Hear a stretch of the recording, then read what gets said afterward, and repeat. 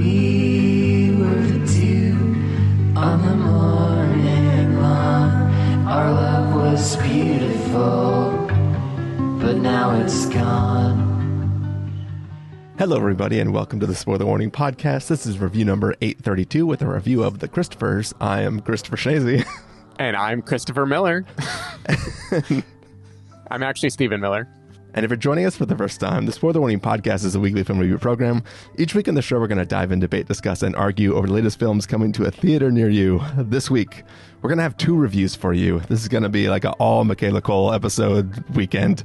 We're going to have this review of The Christophers, and then we're also going to have a review of Mother Mary. So right now, we're talking about a film that we both caught and loved at TIFF last year, and we are now catching it back in theaters.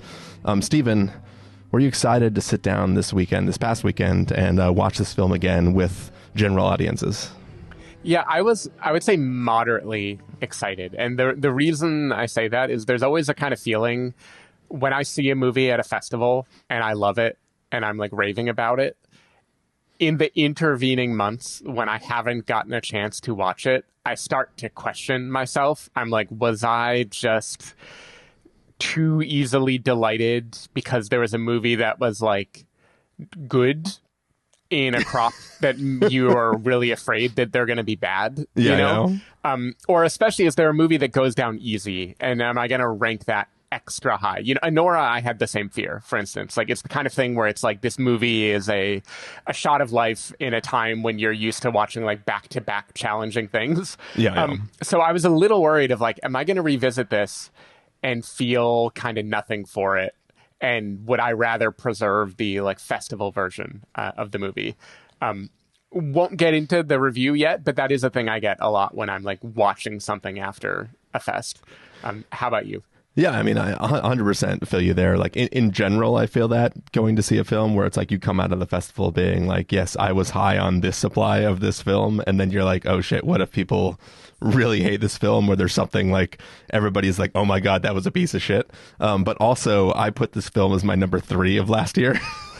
So it's like if I come out of this film going like, oh, Jesus, this did not hold up for me, then it's kind of like, well, that really messed with my list last year. So I have like a little extra twinge of that going into it. But yeah, as you said, we will find out in a moment if this film held up for us. But I was definitely excited for other people to check it out and finally get to watch it and see what everybody else thought of it. See, people who listen to the Best of 2025 episode will hear me being a little bit of a coward because I say like I didn't include The Christophers, partly because I was following what like film critics online do when they write for publications where they wait for it to have come out at least New York, LA in the US before they review it. But I think I said something like, and also because I want to give it another watch to make sure. And you dove straight in, and I respect the hell out of it. Yeah, I mean, it's I mean, I did the same thing with Life of Chuck the previous year, where I was like, I watched it. God damn it. Now, here's the question. Would Life of Chuck have made your best of 2025 list? If I waited for... That is a good question. I don't know.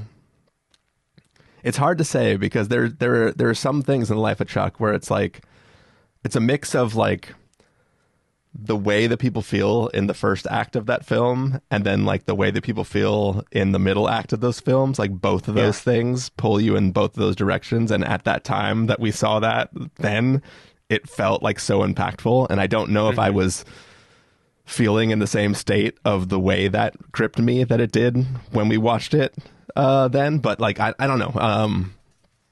I can't even possibly answer that question, Steven.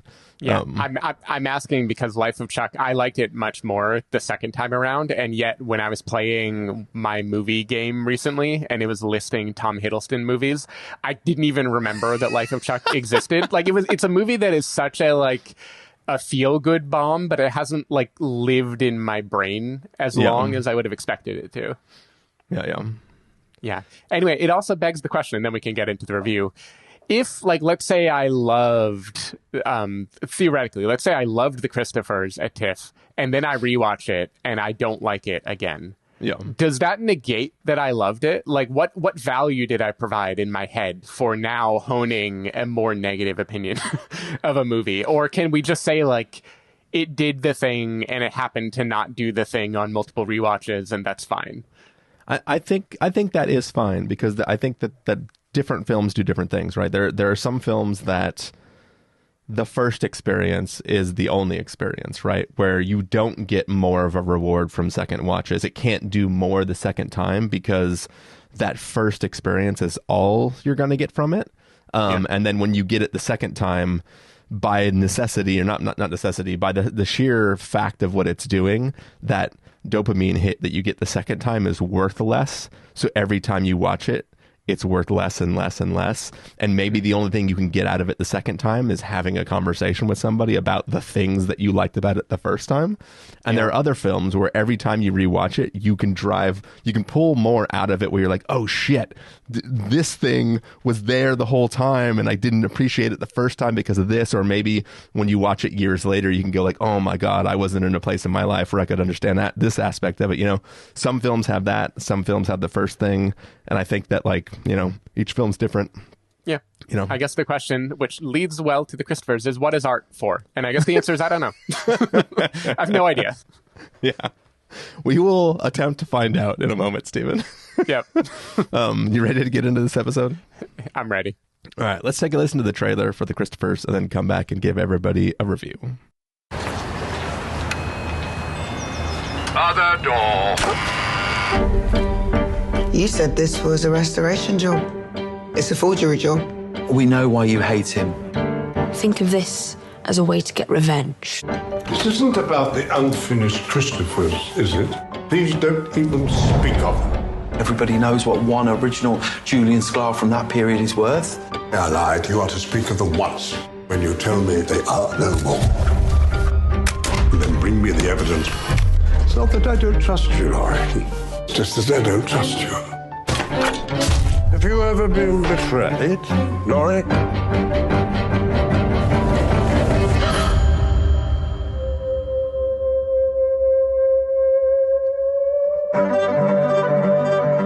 I was hired by Barnaby and Sally to complete the unfinished Christophers. And what makes you think that you could do it? I guess that's where the art of it comes in. Oh, pooh. The first Christopher series, there's a delicacy, colours warm with each successive layer. In the third and fourth, the light got denser and the oils thickened. There was a liftedness. You were falling in love, and for the first time, you were free. I have a relationship with the canvas. And when I've said what I've got to say to it, take that, it goes. Where do you think it goes? I thought that I'd seen it before. Did I cause you to quit? Didn't want. You can take them out, you can burn them. Don't leave me. Even after all of the mess, I should have liked to have lasted.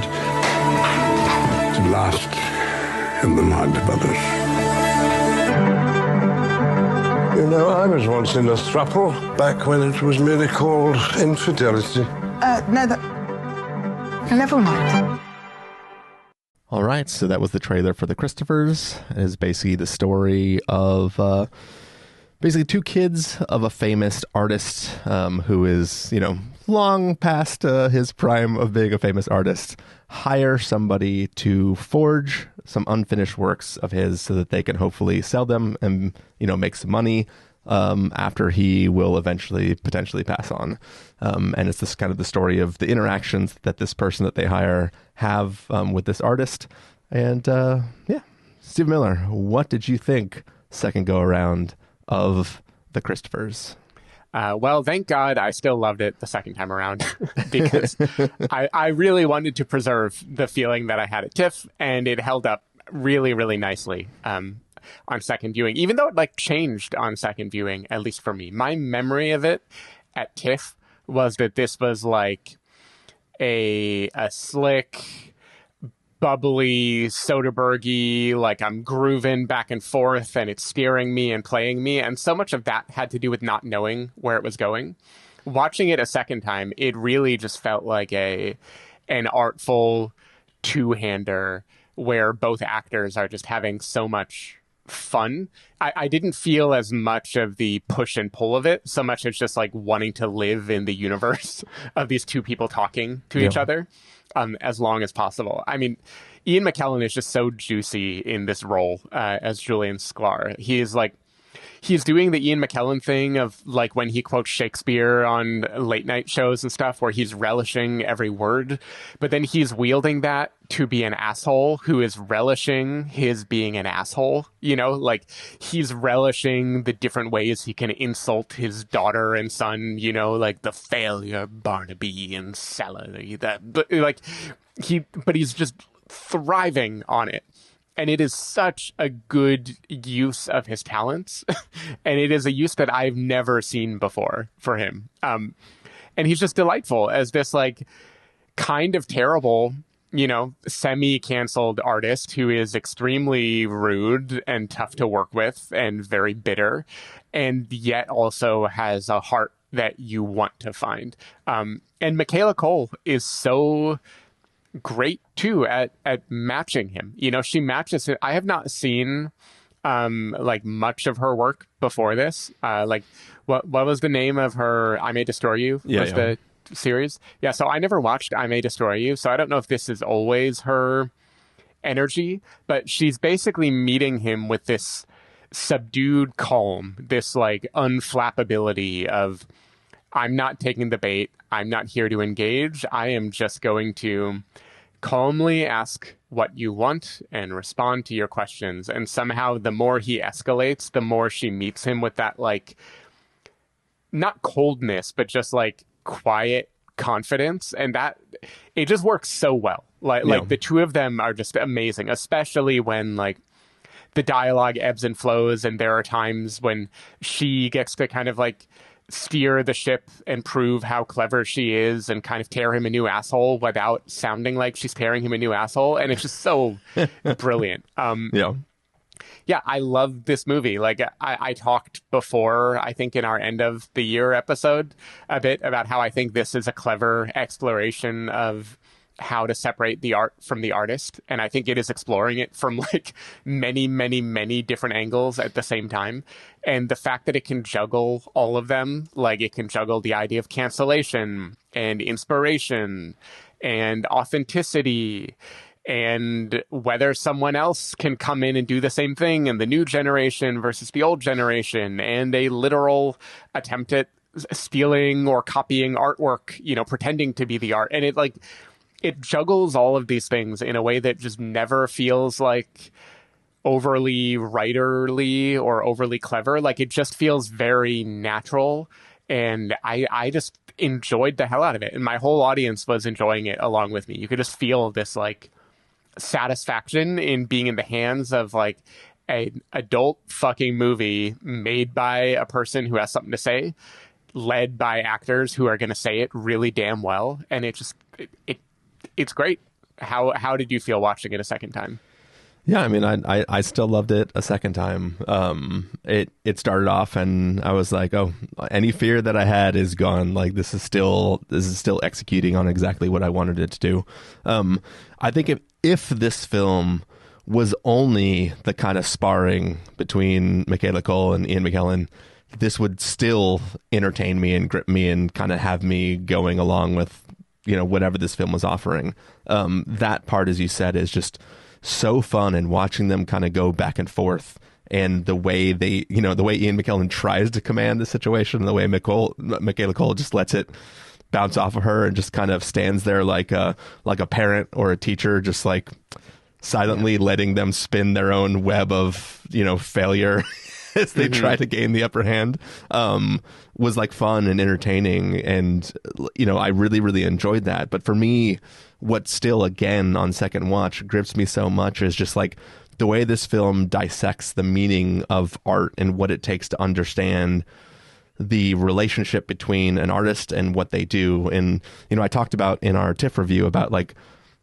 I've never really thought about the idea of forgery as more than just like a con or a person who's like, I I just think about somebody who's tricking somebody else into buying something that's not the work, right? Right. I just assume somebody is like, I have a painting, this is a whatever, buy it. And I don't think about somebody as like actually doing the work to reproduce something that is theoretically indistinguishable from the actual person's art, and what it takes to inhabit that person in order to recreate their art. And I think that some of the most brilliant parts of this film, and you can hear some of the lines of dialogue in the trailer and they don't hit the way they do in the actual film during the moments where they're coming up, is what it takes to actually understand a person fully to be able to reproduce their art. And I think that there are these beautiful moments in this film where you can see that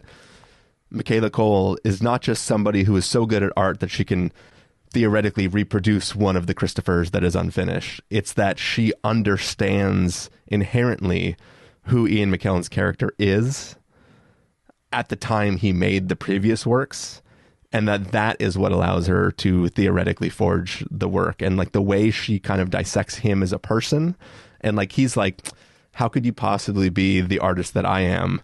And she is like, let me show you the artist that you are, and let me show you my understanding of you so that you understand my ability to do your work. Like those kind of scenes in the film are just, there's something about them that just hit me that like I don't think about art that way generally. You know, like if I go to an art museum, I'm the guy who's kind of like, all right, I've been here for 30 seconds. Am I allowed to go to the next painting? You know, like I don't stare at art with that sort of look. I've just never been that kind of person. Like I have artists like artists that I like are people like MC Escher, right? Where I like the math of the art, right? The thinkiness of it. Yeah. Like that stimulates me.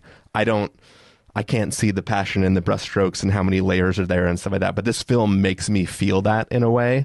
And it's like this film reaches out, grabs me and pulls me into the art. And like there's a lot of interesting things that this film is doing where, again, there's a line that's in this trailer where the Ian McKellen is saying that his art is a conversation with the canvas. He says everything he has to say with the canvas. And then Michaela Coel is making the argument like, yeah, but then you put that canvas into the world. So you are having a conversation with the canvas, but then the canvas is having a conversation with the world. You can't control that. But then Michaela Coel's character, she does the same thing, but then she keeps her canvases to herself. So it's like the way it juxtaposes who these two characters are, what they do with their art, and what it means to have this like full expression of yourself, who can see it, how people interpret that. There's just so many interesting ideas that this film is bringing up. And just, it makes me think and feel about art in a way that I don't normally. And it pulls me into this world in a way that just feels more meaningful. And I don't know, I think this film is beautiful. And it brings me to a place that I wouldn't otherwise be. And I think that transportative nature of the film is like why I love it so much. Yeah.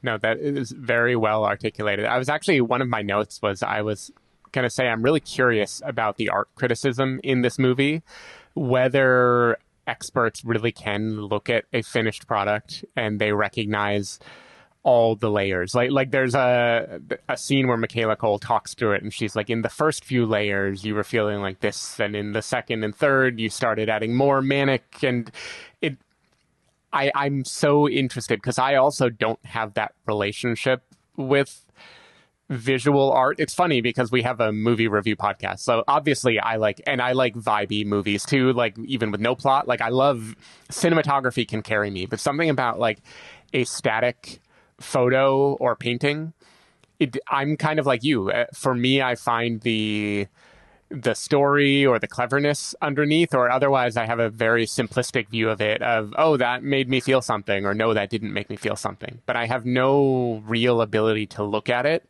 and unpack where it came from or the components that add to it. Like I only see the finished product. Yeah. One thing that I must have known on first viewing, but I'd forgotten in the intervening months, is that Michaela Coel, her job is not just to forge his existing paintings, it's to complete his incomplete paintings, which is like yet another level of needing to inhabit something, because it's an act of hubris, sort of, because it's saying like, this thing you couldn't finish, I will do. And I will do it to a degree that people would believe that you, the great artist, did it, which I think is really cool. And that's like Ian McKellen's like whole thing, right? He's like, if I couldn't even do this, how dare you even believe that you could finish the thing that I can't finish? Yeah, exactly. But then it's funny because at the same time, one could argue she is going to finish it in a creatively bankrupt way, which is where she thinks he was at the time that he was painting them. But you could also make the other argument that she doesn't have the blocker that he does, right? Like he is creatively stuck behind something for himself that has made him want to not finish it. And she understands the drive that he has, the rationale behind the drive to make it, but she lacks the blocking force that prevents her from doing it. So it's like, if she can inhabit him, then in theory she's at a better place to do it than him. No, you're right. And I feel like he says as much, basically, is like, that's another way to interpret, like, how could you finish it if I couldn't even finish it? And the truth is, if you're doing your job well, you probably can't finish it, because that is the truth of who I was at the time.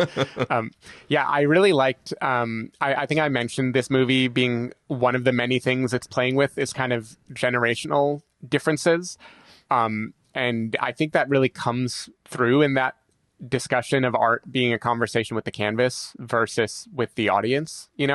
I think there's this kind of old school view of creativity that is like the lone genius working alone, and all that matters is what they did, what they did and what they created and the torment that they had. And then sure, other people can look at it however they want. But the only obligation is between the person and their art. And newer generations, we kind of think more about social ramifications. We think of there being a sort of a duty to not like make for the audience, but consider their existence and evolve, and maybe evolve your views or your perspectives or what you decide to focus on based on other people. And I think like this movie not only talks about that, it also engages in it, like the idea of art being solo versus being collaborative and social. And I think like as the movie continues and shows the work of creating and like bouncing back and forth between two people, and I won't spoil where it ends, but there is a lot here that is kind of showing the idea of a person evolving by realizing that there can be a social aspect to this insular thing that they did, and there can maybe be something joyful about that. So I don't know, add that to the pile of like many things this movie's about. Yeah, for sure. Yeah. One thing that surprised me when I was watching it again is certain arcs happen much faster than I remembered. Like there is a part of this movie where Ian McKellen is delighting in doing something. He is having fun, right? There is a positive moment. And in my head, that was like the middle section of the film. Like that was a long part.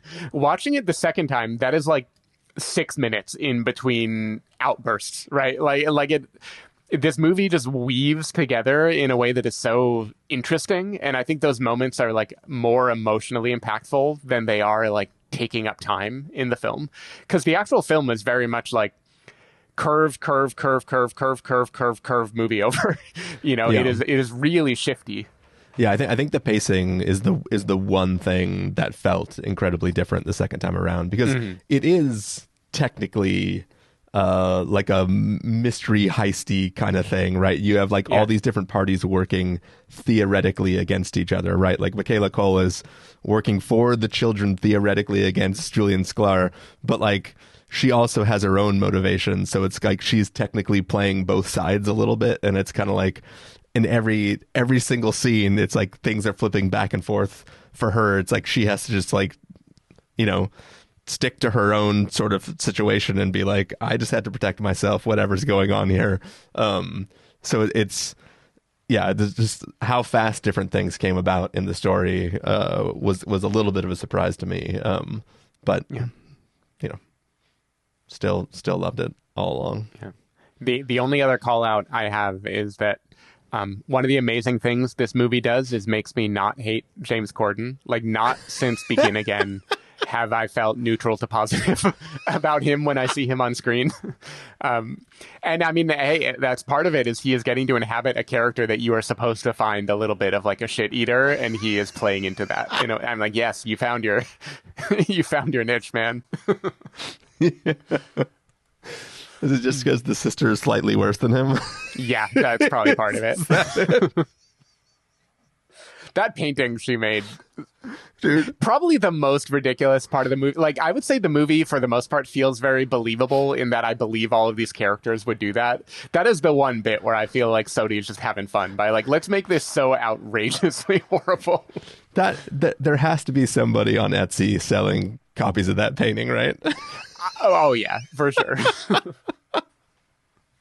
That's got to be the huge irony, is somebody's going to make a killing selling like forgeries of the fake forgery from the movie. Good times. Yeah, good times. This is one of those things where I don't want to do a spoiler section, because I think like the joy of the movie is just watching it weave back and forth. But I was very happy, because it's the kind of movie that, like you and I both said, it feels like a heist when you're watching it the first time.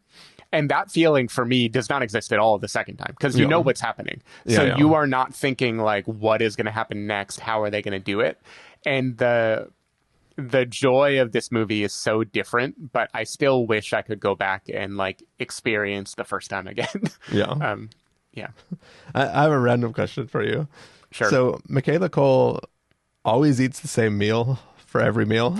Seems like it. Is it from her food truck that she works at? I think so. Okay. I think she's getting it for free or at a massive discount. Yeah.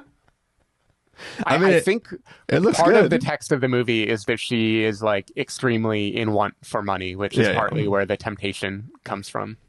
I mean, don't get me wrong. The food looks good. I would eat that. Food looks great. I would eat it. Yeah.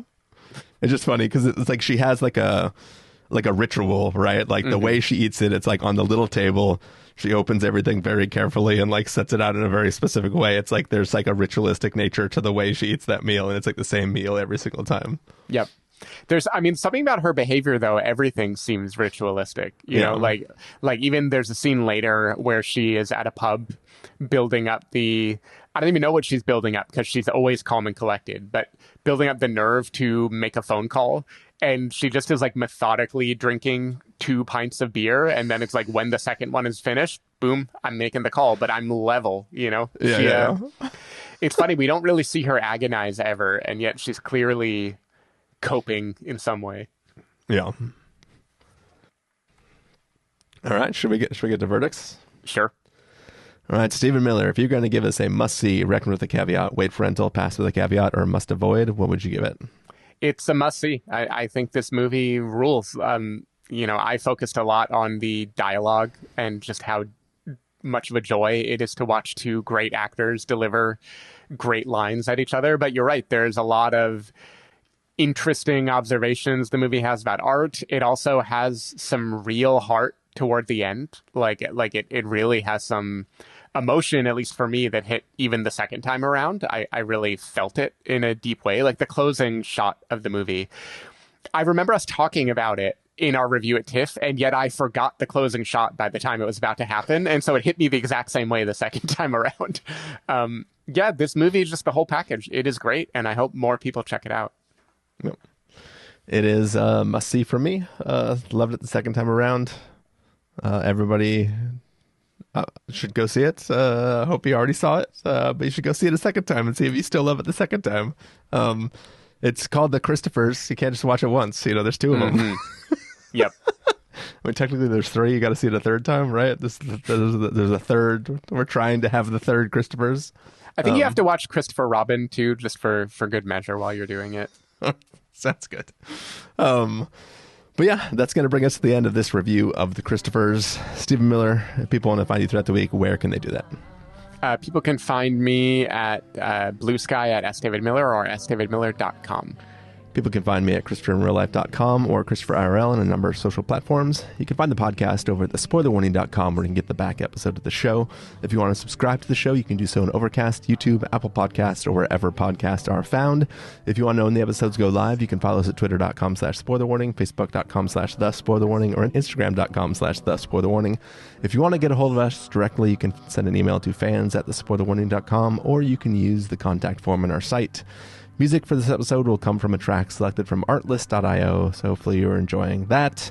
We are done with this episode, but we are also going to have a review of Mother Mary coming up in the feed, so stay tuned for that, and we'll see you in that episode. See you later. Bye. Bye.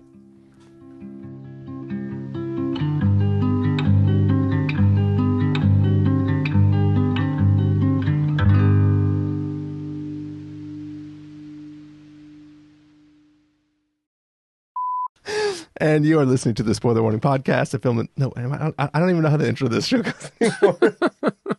It's hard to be authentic. No, I don't even... Okay. We're keeping this in, by the way. This is the intro. This is all about revealing behind the art, the humanity behind the art, what makes it really work. Oh, the funny thing is I was digging through some old episodes of the podcast looking for like a specific episode. So I listened to old intros and I totally wiped my brain on how this podcast intro goes. And listeners might be surprised to know I am the sleep deprived one of the two of us right now. Hold on one second. I could do this. I have podcasts on my desktop right now.